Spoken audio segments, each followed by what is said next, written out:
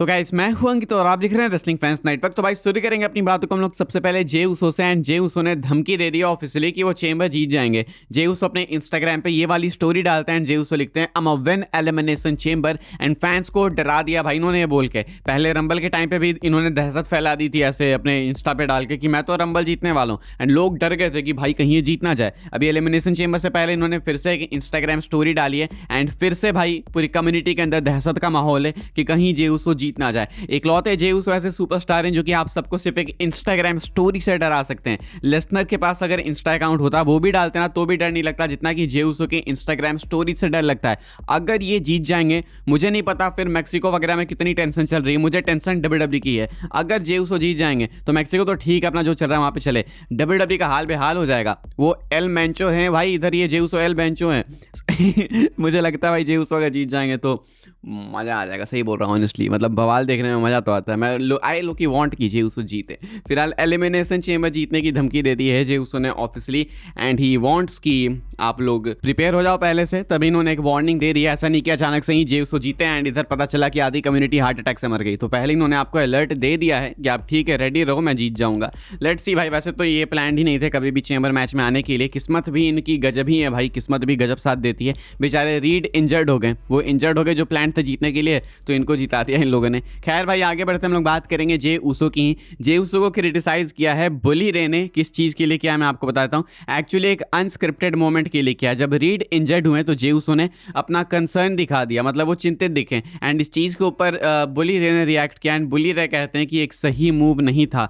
बुली Ray कहते हैं I understand you are concern about the guy that got hurt, that does not mean you completely come out of the moment. कहते हैं you are basically telling me you are not suppose to win, you can not do that. कहते हैं बुली रे बात करते हुए जे उसो के बारे में कि तुमने कंसर्न दिखाया ठीक है, लेकिन वो सही टाइम नहीं था कंसर्न दिखाने के लिए। इससे लोगों को पता चल जाता है कि ये प्लान्स के अकॉर्डिंग नहीं हुई चीज़ें। लोगों को पहले ही पता लग गया कि अच्छा ये तो ब्लंडर हो गया कुछ यहाँ पे। तो ये जे उसो को नहीं करना था, कंसर्न नहीं दिखाना था, ऐसा कुछ बोला बुली रे ने। हालांकि इस चीज़ से मैं डिसएग्री करूंगा भाई। स्क्रिप्टिंग स्टोरी टेलिंग सब अपनी जगह सही है, लेकिन कई बार होता है जब आपको पता नहीं होता है कि इंजरी कितनी सीरियस है। अब आप ही किसी के साथ कंपीट करो, ट्रैवल कर रहे हो हर हफ्ते, तो आपकी एक फ्रेंडशिप बन जाती है, एक बॉन्ड बन जाता है। तो ऐसे में वो सुपरस्टार जब रिंग के अंदर इंजर्ड होता है ना, तो एक अंदर से निकलती है चीज़ कि भाई देख लूँ, चेक कर लूँ कि कैसा आप कंसर्न हो ही जाते हो। तो जे उसो ने जो भी किया वो बहुत ही ह्यूमन था, इसमें कुछ गलत नहीं था। मतलब आई नो कि जे उसो को हेटरेट मिलती है, लेकिन फालतू की चीज़ों में भी नहीं करना चाहिए। हाँ लेकिन ऑन द अदर हैंड मैं अग्री भी करता हूँ इस चीज़ से कि आपको माहौल संभालना भी होता है वहाँ पे। ऐसा नहीं कि आप बिल्कुल उसी में घुस गए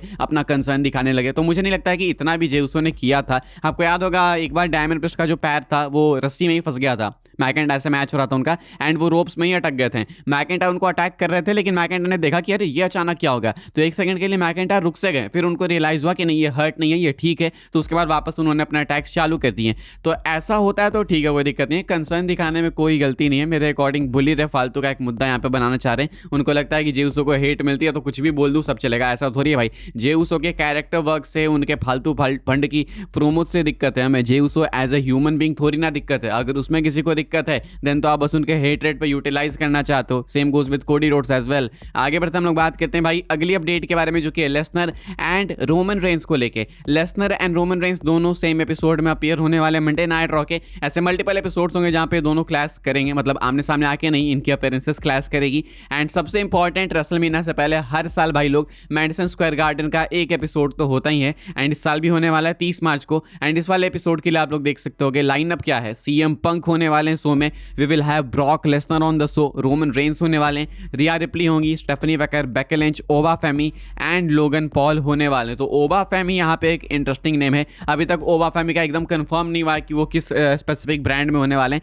लेकिन अगर 30 मार्च तक के लिए उनको रॉ के लिए शेड्यूल किया गया है देन आई गेस इनकी ही कहानी चलने वाली है मंडे नाइट रॉ में, शायद लेसनर के साथ में। लगता भी है लॉजिकल कि लेसनर के आमने सामने शायद यही आएंगे।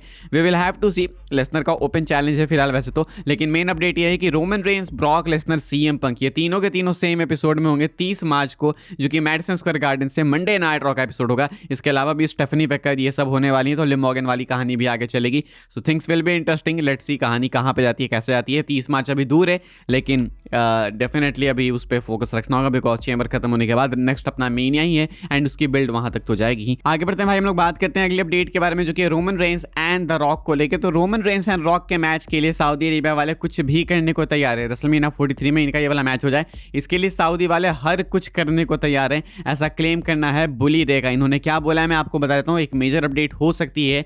According to Bully Ray, Saudi Arabia will unlock all the necessary funds to host the dream match between the Rock and Roman Reigns at WrestleMania 43 which will take place in the country next year. कहना है बुली रे का कि Saudi Arabia वाले जितने पैसे फेंक सकते हैं उतने पैसे फेंकेंगे, जितना भी नीड होगा उतना करेंगे वो। एंड वो चाहते हैं कि dream match Roman and rock का वहीं पे हो रेसलमेनिया 43 में, इसीलिए वो तैयार हैं सारे पैसे फेंकने के लिए। पॉल हेमन ने कल बोला कि वो ऑलरेडी कार्ड पिच कर रहे हैं रेसलमेनिया 43 का। रोमन रेंस रंबल जीतने के बाद बोलते हैं कि अगले साल इस सिटी को यानी कि रियाद को वो टेक ओवर भी करेंगे। तो ऐसे में मुझे लगता है ये मैच अभी से लॉक्ड है पहले से ही। एंड आई गेस कि सऊदी को पता है कि रोमन रॉक होने वाला है रेसलमेनिया 43 में, इसलिए वो निश्चिंत बैठे हुए हैं। फिलहाल ये एक मेजर अपडेट है, वो बहुत पैसे पे करने को तैयार है। हमने सुना भी कि रॉक को कुछ ऐसा ऑफर मिलने वाला है जो कि आज तक कभी भी किसी को रेसलिंग हिस्ट्री में मिला ही नहीं। तो सऊदी वाले हर कुछ करने को तैयार है बस ये वाला मैच होस्ट करने के लिए। मुझे लगता है हमें ऐसा ही मैच कभी देखने को मिलता भी नहीं है, अगर सऊदी वाले इसके पीछे नहीं पड़ते। तो लेट्स होप कि अगले साल हमें ये देखने को मिल जाए। अपनी आखिरी अपडेट कवर कर लेते हैं, जो कि विंसेंट केनेडी मैकमैन को लेके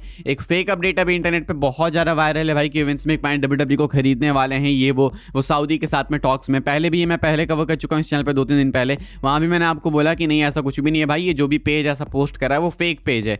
एंड विंस मैकमैन डब्ल्यूडब्ल्यू खरीदने के लिए टॉक्स में नहीं है, होंगे भी तो अभी कोई ऐसा रिवील नहीं हुआ है, वो अंदर अंदर की बात इतना किसी को भी पता नहीं है। इसके बाद एक ट्वीट अभी वायरल हुआ है भाई पिछले कुछ घंटों में, फेक ट्वीट है जहां पे विंस मैकमैन टीकेओ के अगेंस्ट में ट्वीट करें, वो भी ये फेक ट्वीट है। लेकिन हाँ, एक मैं आपको रियल चीज बता सकता हूँ, जोनाथन कोचमैन जो कि डब्ल्यूडब्ल्यू में कमेंट्री भी करते थे काफी टाइम से इंडस्ट्री में, उनका डेफिनेटली कहना है कि विंस मैकमैन टीकेओ के साथ में खरीदने के लिए टॉक्स में हो सकते हैं। ना ही सिर्फ टीकेओ के साथ में बल्कि सऊदी के साथ में भी हो सकता है विंस मैकमैन कुछ करने की कोशिश कर रहे हैं, हो सकता है वो डब्ल्यूडब्ल्यू खरीदना वापस से चाहते हैं। तो ये इस स्टेटमेंट में मैं थोड़ा बिलीव करूंगा, वो इसलिए नहीं करूंगा क्योंकि ये सही बोल रहे हैं, बस इसलिए करूंगा क्योंकि ये एक किसी रिलायबल सोर्स की तरफ से तो आया, मतलब कोई ऐसा बोल रहा है जिसकी बातों को आप सुन सकते हो, कि किसी रैंडम पेज से, किसी रैंडम इंस्टाग्राम अकाउंट से नहीं आया। तो ऐसे में जोनाथन कोचमैन भी जो कह रहे हैं वो ऐसा नहीं कि बिल्कुल कॉन्क्रीट सही कह रहे हैं, लेकिन ये बोल रहे हैं तो एटलीस्ट कम से कम सुनने लायक है। तो जोनाथन कोचमैन का कहना है कि विंस मैकमैन डब्ल्यूडब्ल्यू खरीदने के लिए डेफिनेटली बातों में है एंड वो कंपनी को फिर से टेक ओवर करना चाहते हैं। सो लेट्स सी भाई ये कितने सही है कितने नहीं।